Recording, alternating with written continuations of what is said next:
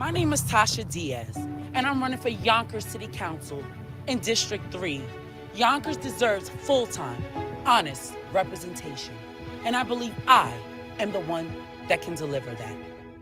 As the president of the Jefferson Terrace Tenants Association, as an active committee member of ACDY, as the representative for the 17th Legislative District on the Women's Advisory Board, I have always acted as a passionate advocate for the people of Yonkers. As a co-host of Black Westchester's People Before Politics, I have always made sure to be informed about the issues that affect my community. I was born in Yonkers. I have raised my family here. And so I, more than anyone, know the importance of giving back, having worked with stakeholders to give over 300 toys to the underserved children of our neighborhood. I want to bring positive changes to Yonkers, such as affordable housing, infrastructure, and education. So please, come out June 25th and vote Tasha Diaz.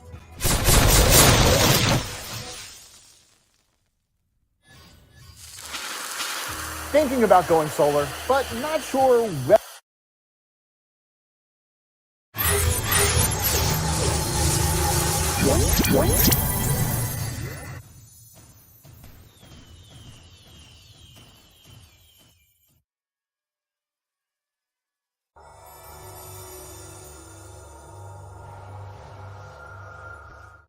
I know I am.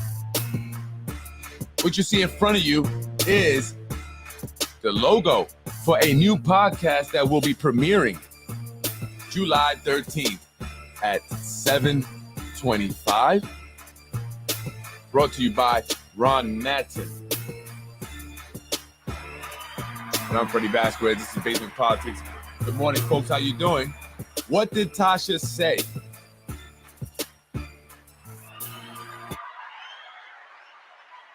Folks, it's no surprise that Majority Leader Tasha Diaz has a potty mouth, right? It's no surprise. We've seen it many times now. It's not just once, hasn't been twice. We've seen it many times. We've seen it during important meetings in the city chambers, city council chambers, live, packed house. Tasha Diaz lets it go. Screaming, calling people beggars. She's threatened constituents at meetings, at tenants association meetings. She's threatened colleagues, both in meetings and behind closed doors. Tasha Diaz is very aggressive. Tasha Diaz has lied to the people many times, as you hear her there in that ad. It's an old ad, but she says she's for affordable housing. And when she flip-flopped, she yelled at people at that meeting. She's known for yelling. She's known for insulting people. Today, I got to meet with somebody, and I was shown a reply from Tasha Diaz, the majority leader from District 3. She's up for re-election this year. Hector Santiago will be challenging her in November. So I thought it's important that we speak about this again, and I give you the latest information on Tasha Diaz and how she spoke to one constituent who reached out to her because they were upset over the term limit extension. Now, granted, the person's message wasn't the nicest, but it was not as mean and nasty as the response that Tasha Diaz gave.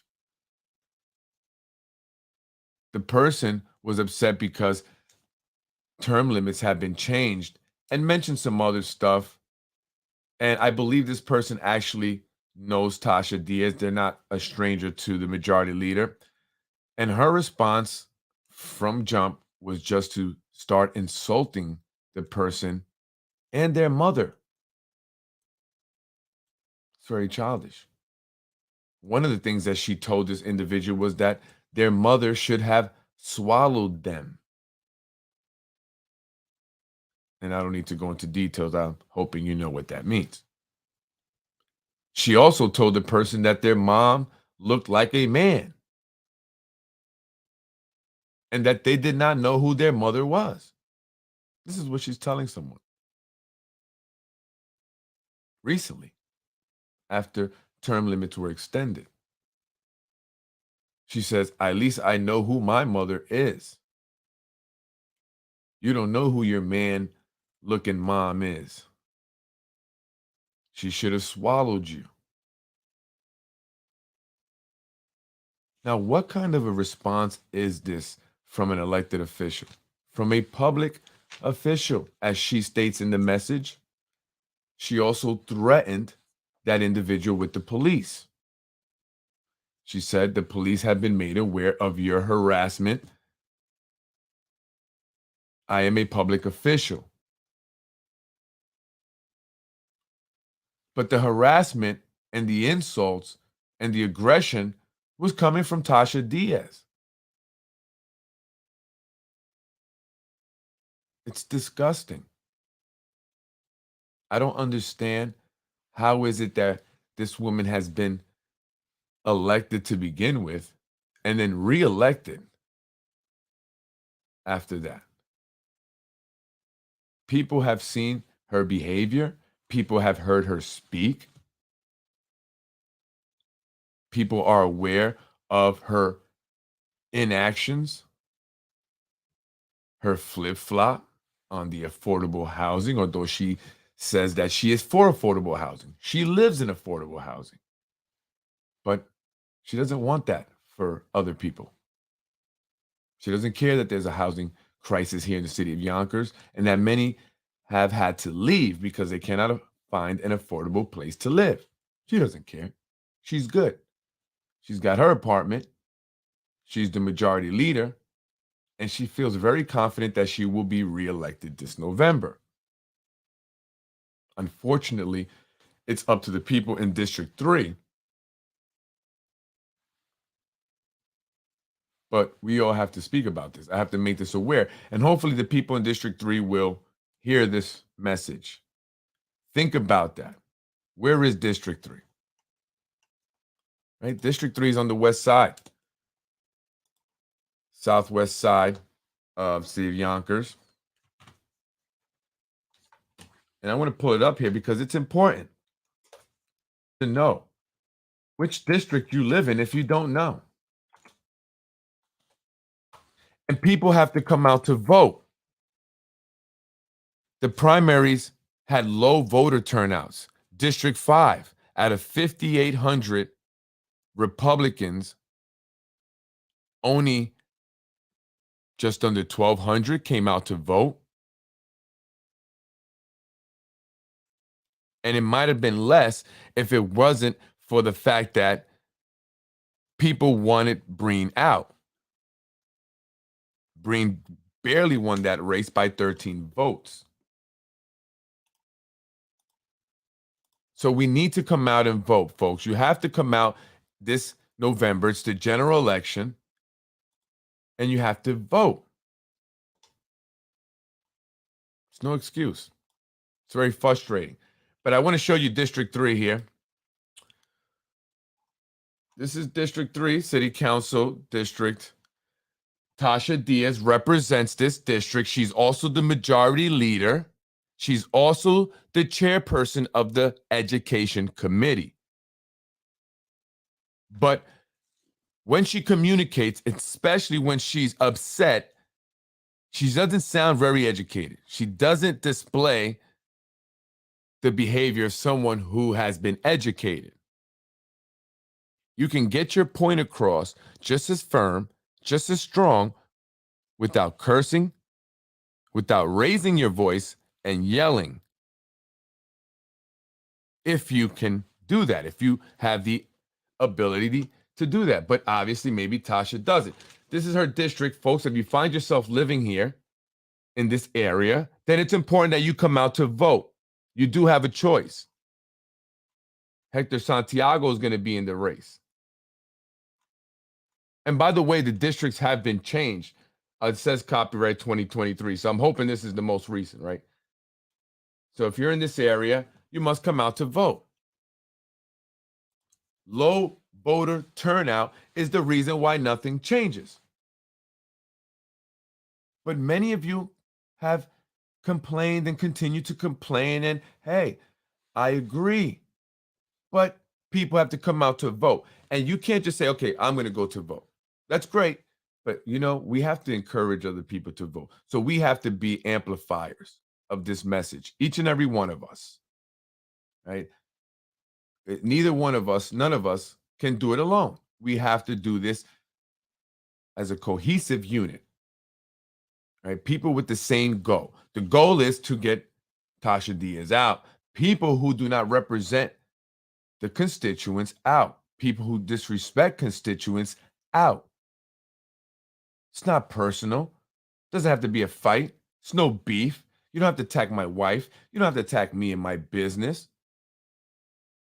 You have to represent your people, the constituents. And if you don't do that, then you got to go. It's that simple. And it's time.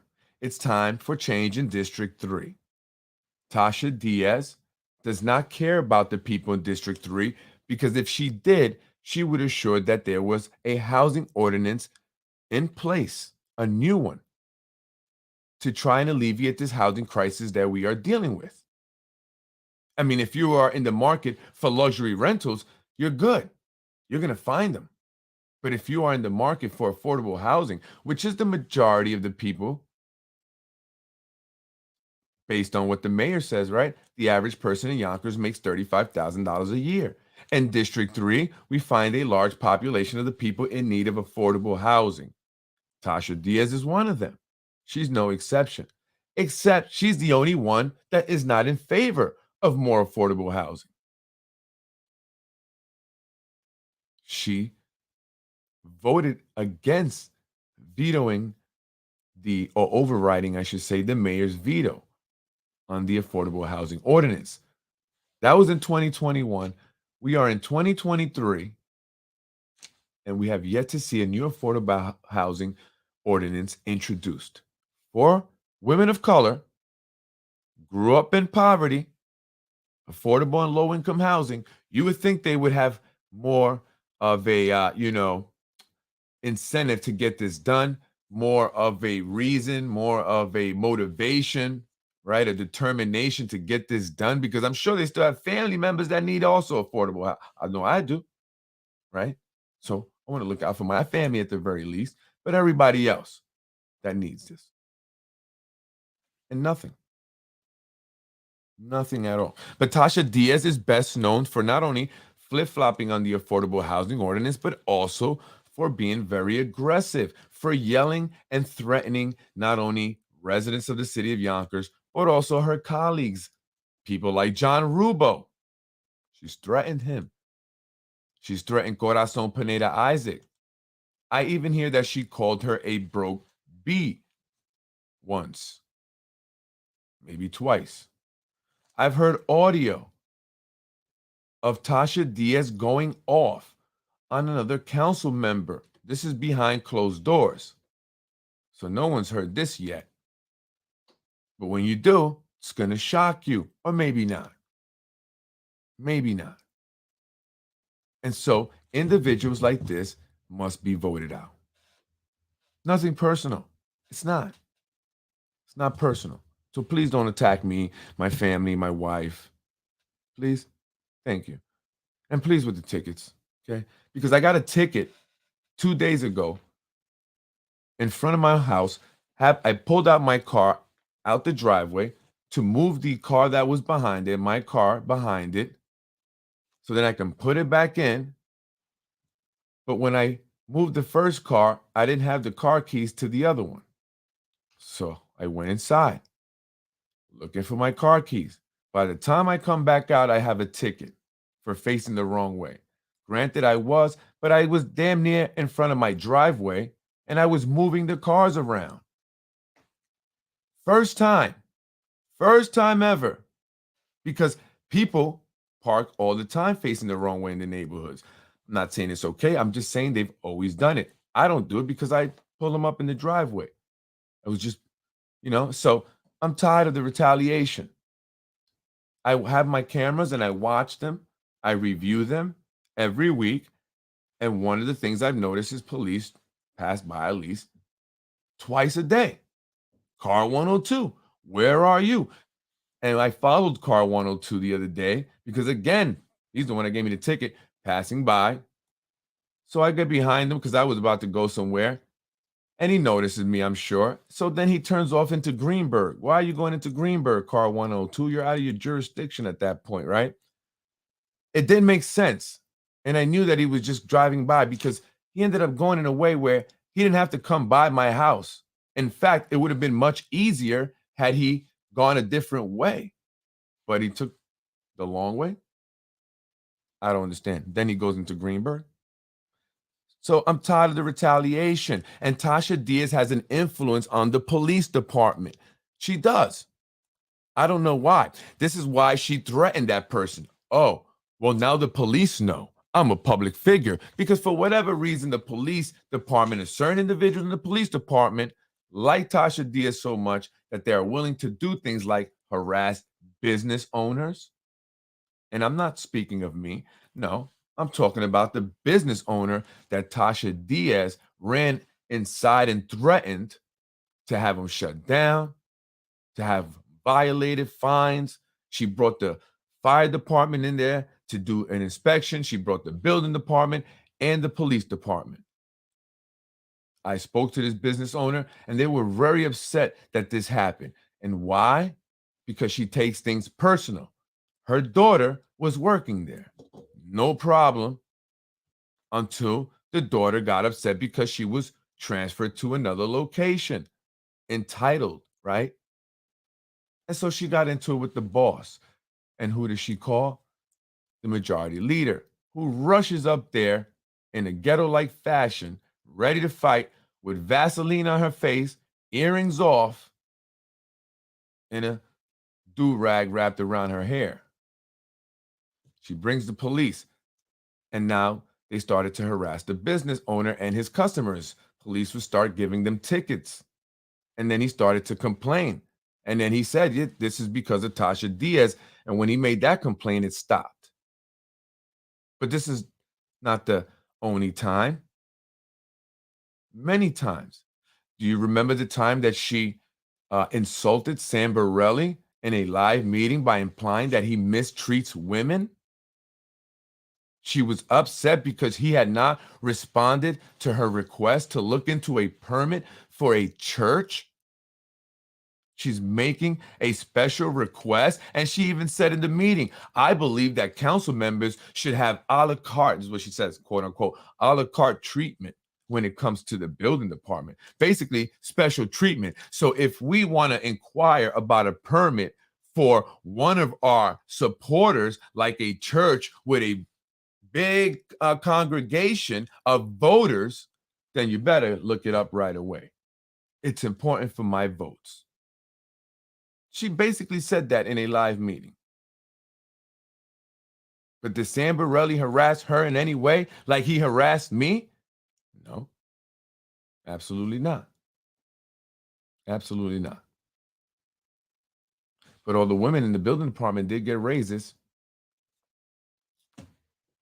They did. Because I also mentioned that as well. That's what I heard as well. And that's what my wife sensed when she went to a meeting with him because of the way he spoke to her. In fact, he brought her to tears. And the lovely ladies at the building department were nice enough to come out and, say they were sorry on behalf of Sam Borelli and gave her tissues. These are the thugs that we have working in the city. The thugs. They're thugs. Thugs. Thugs. And it's time to vote them out. Tasha Diaz has got to go. That's it. It's done. So we have to make sure that we continue to speak about it. District 3, time for you guys to get up and vote. And I know there's some of you, right? This is the problem.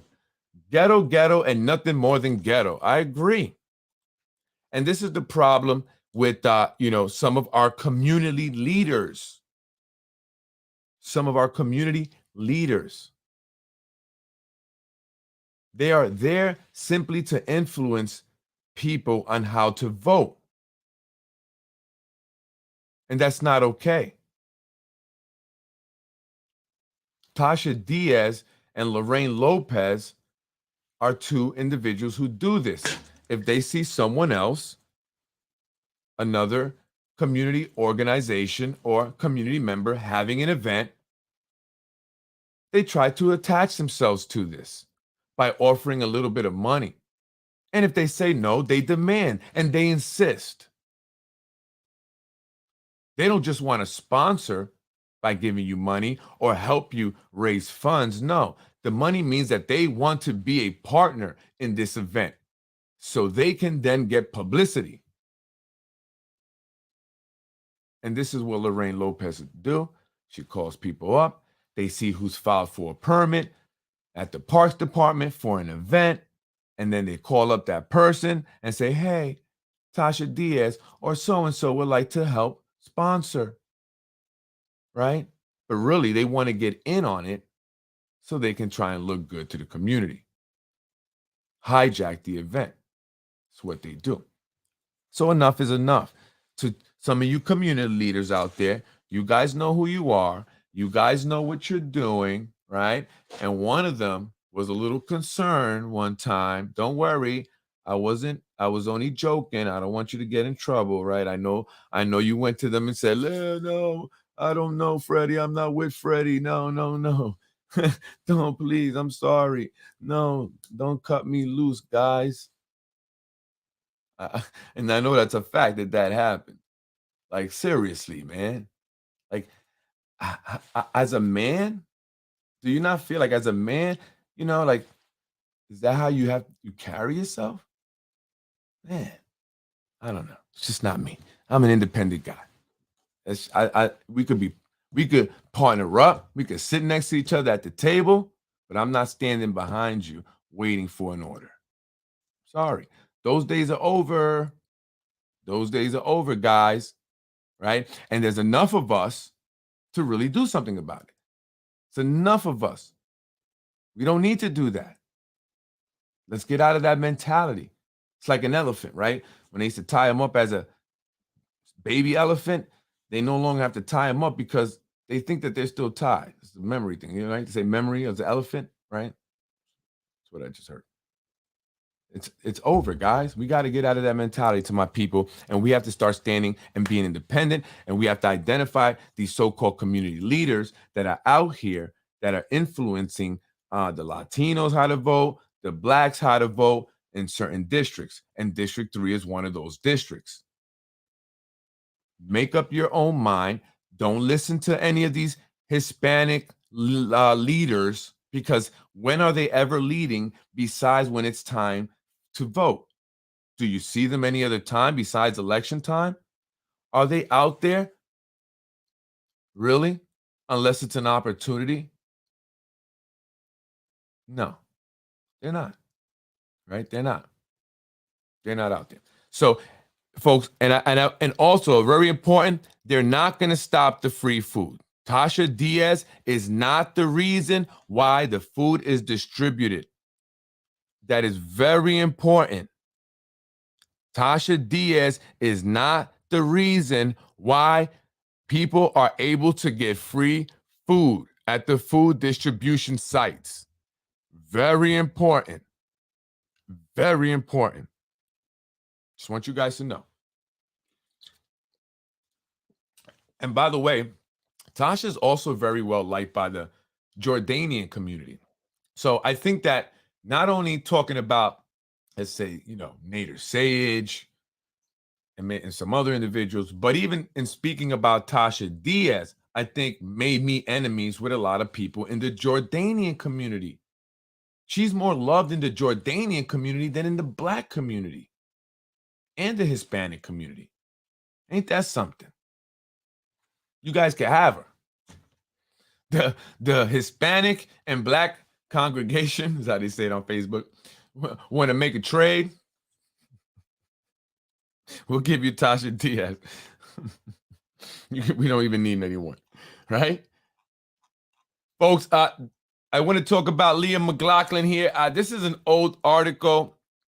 It's back in May 5th of 2023, and I'm bringing it up because of the Chris Johnson situation. Inspector General rejects calls from DA to investigate potential city corruption.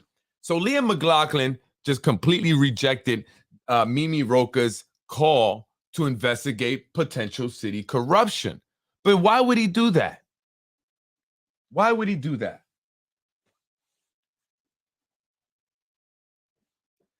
I mean, when it came to every other call for an investigation, when the city council members turned on Mike Cater back in 2021 and wrote a letter without even speaking to him about it first to Leah McLaughlin calling for an investigation, he investigated right away. And here we are, 2023, and that investigation is still ongoing. When they called to investigate Chris Johnson, some woman named Sharmella Morgan. I mean, who's she? But her letter to the IG was enough. And the Low HUD article, I guess, by David McKay, was enough for Leah McLaughlin to immediately launch an investigation into Christopher Johnson. And Johnson is feeling some heat now. And quickly, right, versus Mike Cater. Maybe because there was something to it there. I don't know. But we have not heard anything about the Mike Cater investigation. It definitely did not go as quickly as this Chris Johnson one. I mean, they're showing evidence. They're giving you exhibits, documents that he signed. But when it comes to Mike Cater, we see and hear nothing. Remember that. It's a difference. But here we are. The Inspector General rejects calls from the DA, Mimi Roca, to investigate city corruption, but she didn't reject his call to investigate Mike Cater and everyone else he's asked her to investigate. Why didn't he return the favor? Yonkers Inspector General Leah McLaughlin has rejected a call to investigate possible nepotism and corruption in government, calling it political silly season accusations, right? And there was also an explosive report from David McKay Wilson on this nepotism and corruption, just as there was an article on Christopher Johnson, yet no investigation. An article in the Low HUD News, a request or a call to investigate from Mimi Roca, the Westchester County DA, and he rejects it. Don't you find that odd? Does anyone not find that odd? Why not investigate this also? Might as well, since you're investigating everything else. Even Phil Zeisman, the original Inspector General, questions the utility and massive budget of these offices. And he's talking about the various departments. If they shun their investigative responsibilities. They also, the Inspector General also got a letter from NYCD 16 Indivisible. And one of the, reasons for not, besides political silly season accusations for not investigating, was the fact that there was no specific, criminality stated or no specific crime. But that's your job. They're saying that something may be there, but it's your job to find it. How specific were the city council in their letter on Mike Cater? How specific was Sharmella Morgan on Christopher Johnson? Did she outline in detail the actual crime before you investigated? So I just want to point that out. Don't need to beat a dead horse. because I'm sure Ron Mattin is going to pick up on a lot of things that I talked about in his new podcast.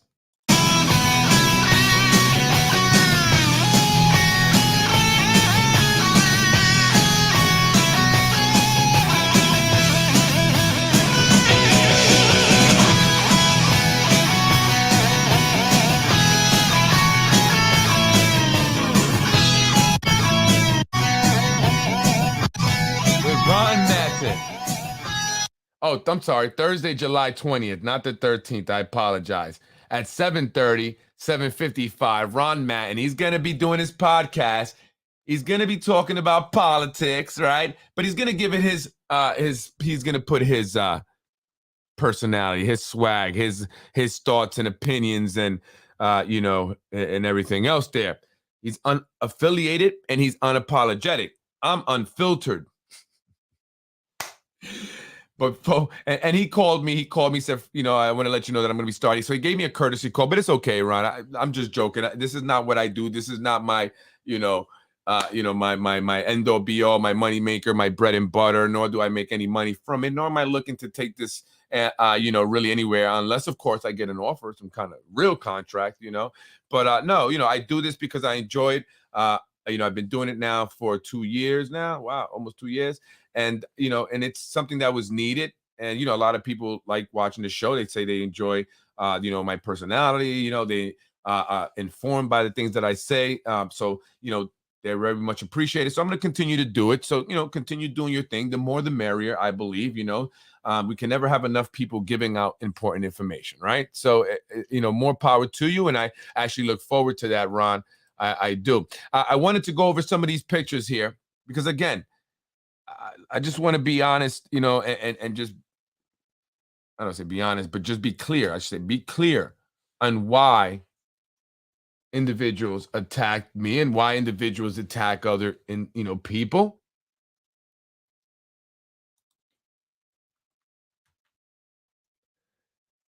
The son of Zahi Jerris, Frank Jerris. And Zahi Jerris was at the Castle Royale the day that I went there to show the event. You could tell he was very nervous now. He's looking around. Once he saw me, he's pointing. He's a man that was convicted for political corruption, spent 4 years in federal prison, a felon. He bribed the majority leader back in 2010, I believe, to change her vote on the Ridge Hill development deal. Initially, she was against it. She was wholeheartedly against the project. Many reasons. And then she changed her mind. It later came out that she had received gifts and money and was having a Mercedes-Benz paid for by Zahi Jerris and another man named Anthony Mangone, the bag man. She also was purchasing property. At the trial, Zahi Jerris tried to convince the judge that it was all out of an infatuation he had with the majority leader at the time, who I believe is actually his cousin. It was something that the majority leader at the time, the former councilwoman, just could not even fathom. So she was just totally, denying that, saying there was nothing romantic. This wasn't anything a romance. So basically saying, listen, I'd rather take the bribery charge, right? And he even tried to create fake emails, but unfortunately, he didn't factor in the timestamp. And so they knew that those were made after he was arrested and charged. He has no problem committing fraud. The man also pled guilty to election fraud, along with a former council member who was around during the desegregation case. one of the council members that was standing firm and not wanting to desegregate the schools and housing. The two of them in 1998 pled guilty to election fraud. He also pled guilty to tax evasion. He was also busted for selling several pounds of marijuana. Zahi Jeris has a rap sheet. It's not just once, it's not just twice or 3 times. Anthony Mangone, his co-defendant, also admitted to opening up ballots and forging the signatures on those ballots, along with Zahi Jeris. So there's a pattern. There's a pattern of political corruption, election fraud, extortion, bribery, intimidation, threats. This is his business. Anyone who speaks out against his political corruption, he will attack because that is his livelihood. So he will attack your livelihood. It's not just politics for these individuals. This is their livelihood. This is their life. Many of them have been doing it for a long time. Passing down the torch when the time comes. And Frank Jeris, the gentleman with the glasses you see to the far left there, is the son of Zahi Jeris. Very involved, learning the way his dad operates. While he may be going to law school by day, at night he's learning to break the law. They utilize their resources and money and connections. And so to the individual that said, they're playing chess, we're playing battleship, that's not the case. We're playing chess also. But they have all the pieces, all the chips, all the money, all the resources. They've been playing the game for a lot longer. It's easy to see who are the individuals, who are the group of individuals that are a part of this small circle that very few get let in. You have to prove yourself. And that's not by doing something amazing.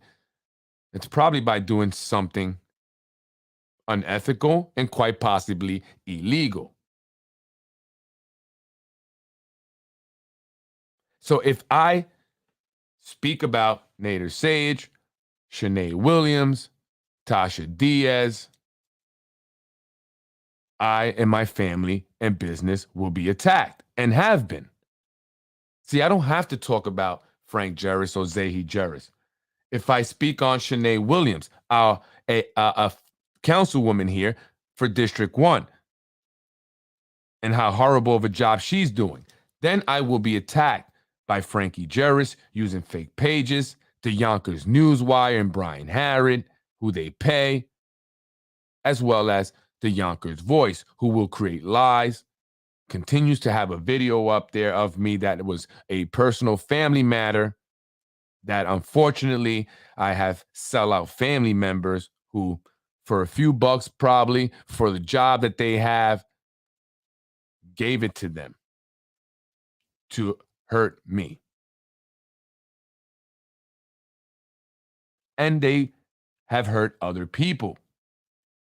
Anyone who speaks out against Tasha Diaz, Shanae Williams, Lakeisha Collins Bellamy, John Rubo, and Mike Breen. They don't care about Anthony Moranti. They don't care what you say about Corazon. but you speak on these individuals, including Nader Sayed, you're going to have a problem. You're going to have a problem with their minions. And so I want to show you their connections. See that? They are involved with each other.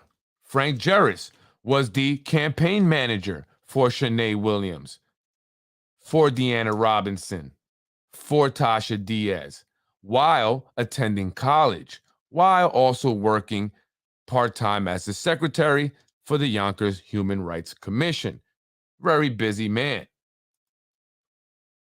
Here he is, supporting Shanae Williams, his client. Nicholas Speranza seems to believe that that is the coolest graphic, or he says it's the coolest graphic he's ever seen. Okay. And you see them attacking Chris Johnson. The County Board of Legislators should remove Johnson immediately, says Frank Jarris. Meanwhile, his dad, a convicted felon, continues to operate within the Yonkers Democratic Party. With full approval of the chairman, Tom Meyer.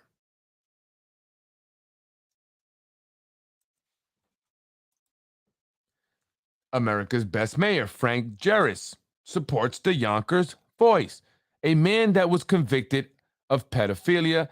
He admitted to forcing himself onto a student, an underage girl, touching and kissing her.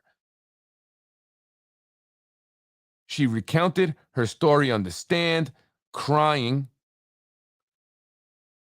A man who had child pornography in his phone. I have the Yonkers police record, a report. I have posted that. I also posted about the young girl that he molested. A man that was arrested for selling cocaine to undercover Yonkers police officers. A man that has blatantly lied about people, attacked women, children, and is basically used by them to create propaganda, to spread lies. And he has no problem doing it. After all, he is a man who forced himself onto several girls. Several girls. There are more victims. And I will stand by that. Take me to court if I'm lying. Why hasn't he? The best he could do is create lies about me. Talk about my wife. He's even said to me, does your wife think of me while you're having or making love or engaging in sexual intercourse? Now, why would he say that to me? Why would my wife be thinking of you? Is your wife thinking about the little girl that you molested? And he's supported by Frank Jarris. He also supports the Yonkers Newswire, Brian Harrod. Again, Frank Jarris is the campaign manager for Tasha Diaz, the majority leader, the woman who flip-flopped on the housing ordinance, flip-flopped in the same manner that Sandy Anabi, the former majority leader who was bribed by Zahi Jarris, flip-flopped. Again, supporting the Yonkers Newswire, Brian Harrod, a page that's set up solely to attack people and put out advertisements. If it's not an advertisement for Shanae, for Lakeisha, or one of them, David Tubiolo or John Rubo, then it's an attack on Freddie Vasquez, on Mike Cater, on John Cater, on Carolyn. At one point, it was on London Reyes and his wife. At one point, he was even attacking the Yonkers Voice. In fact, he was the first to make people aware of his pedophilia. So thank you for that, Brian. And so it's important to know this. This is a team. They work together. This is how they have monopolized politics here in the city of Yonkers. And anyone who opposes, they will attack in the most disgusting ways, and they have no problems doing it. This black woman, along with Lakeisha Collins Bellamy, another black woman, have no problem attacking black women and bringing them down. And so when they talk that black woman stuff and that black this, black that stuff, it's all shit. They don't care about the next black person.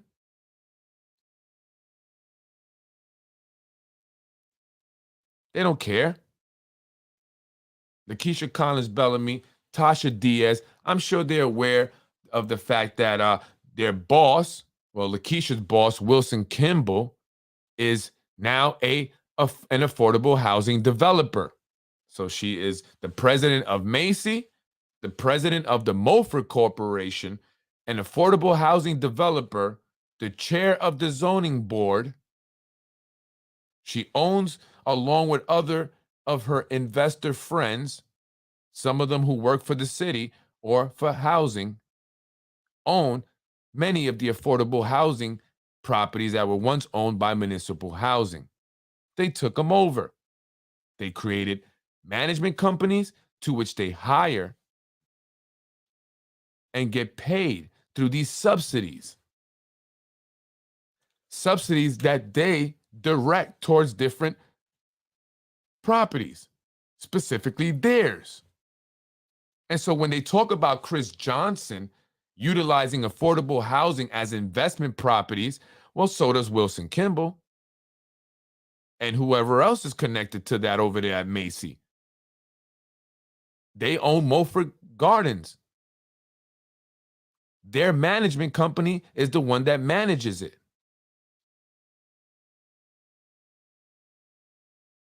So while they're not getting a salary for sitting on the board, they're making a salary for owning the management companies that manage these properties.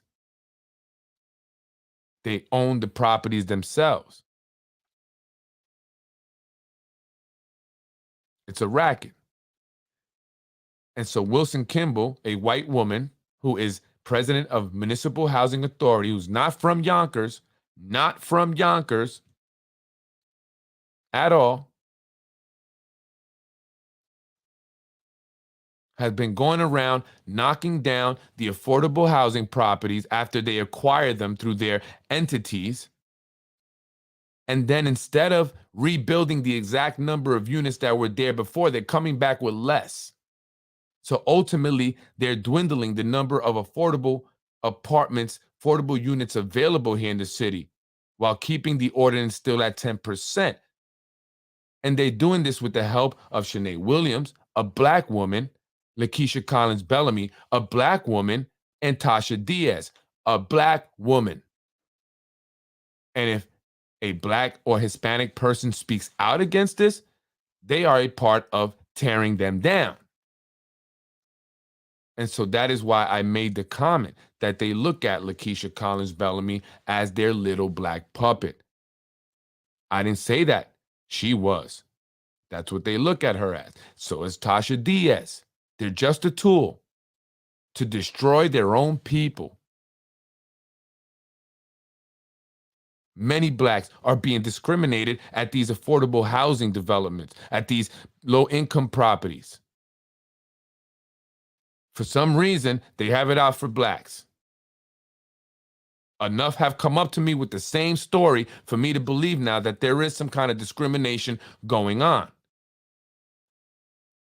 That's what the whole lottery was about. We own these properties now. Let's scramble up this waiting list and let's be picky over who we put into our properties. Depending on the Section 8 voucher you get, some can go anywhere, others have to stay in that property. So it's a hustle. And they're utilizing these black women, the majority leaders specifically, who kept the affordable housing ordinance at 10%. And when I speak about this, they attack me, they attack my family, they attack my business. I get a bunch of tickets now. They drive up and down my street. They got dogs sniffing up my driveways. They got guys knocking on my door. So if I wasn't saying something that was concerning, these things would not be happening. I would be a nobody to them. And so it's important for you folks to understand this and come out to vote. You have the power, but many of you fail to exercise it. We have all the power. Come out to vote. Vote against Tasha Diaz. Vote against Tasha Diaz. You want to see change? District 3, vote against Tasha Diaz. It's important. She has not done a damn thing for any of you in District 3. Nothing. Nothing. You guys have gotten nothing except your rents have gone up. That's it. Your rents have gone up. What did she do when they attacked the food vendor that day in her district? Nothing. She said nothing. She doesn't care.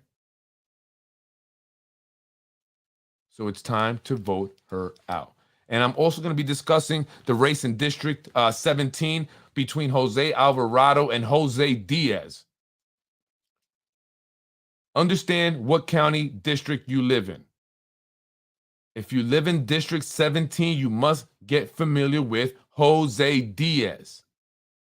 Again, it's not personal, but there's no way that Jose Alvarado should still be in office.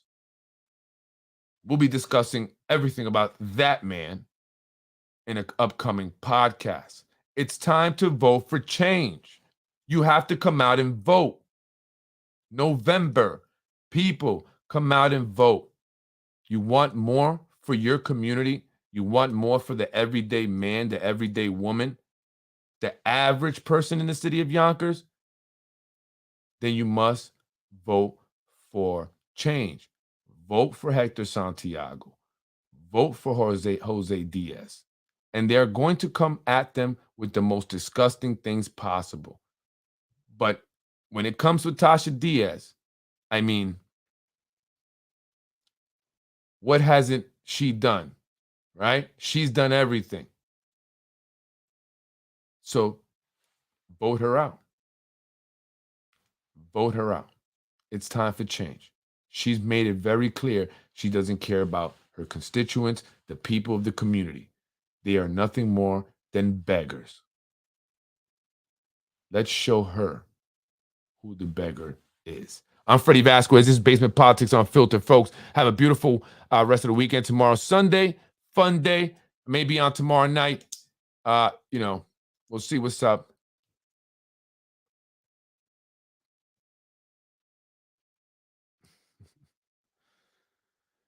It's never over. It's never over. It's just beginning. Just the beginning. But I can't say.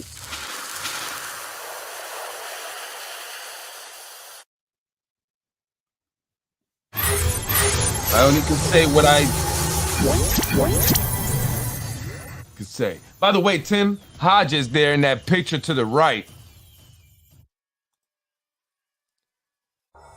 I hear that he didn't do too well in his race in 2021, and I supported Tim. I like Tim Hodges. I do. I like Tim Hodges, though I haven't seen him in a while, and I haven't spoken to him in a while. He probably don't like me anymore.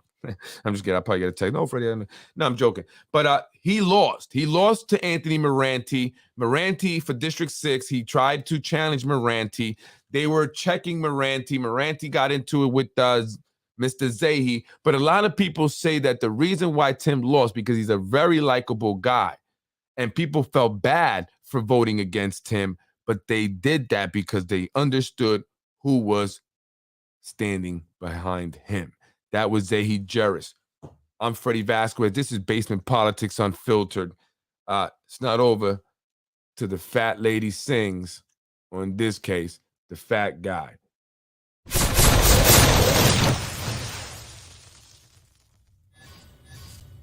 Freddie wins. Fatality.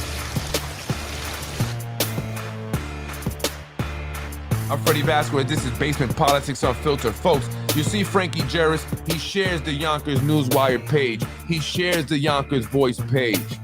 If you support Basement Politics, you want change, you want this information to get out to as many people as possible, you have to share the page. Share the Basement Politics page. They already know who watches.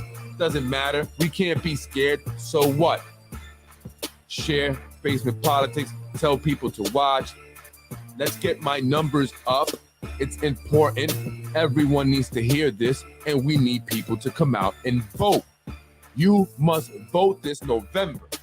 Freddie wins. Vote Fatality. Tasha Diaz out. And remember, you can write in a name. Imagine that. We have the ability to pick the person we want. We do. We just have to actually do it. We go there, we write the person's name. That's total independence. That's freedom of choice. That's the American way. I say we can write someone in. Let's do it. Freddie wins. Fatality. Thank you for watching Basement Politics with my husband, Freddie Vasquez. Freddie wins. Fatality. You're watching Basement Politics with my dad, Freddie Vasquez. Freddie wins.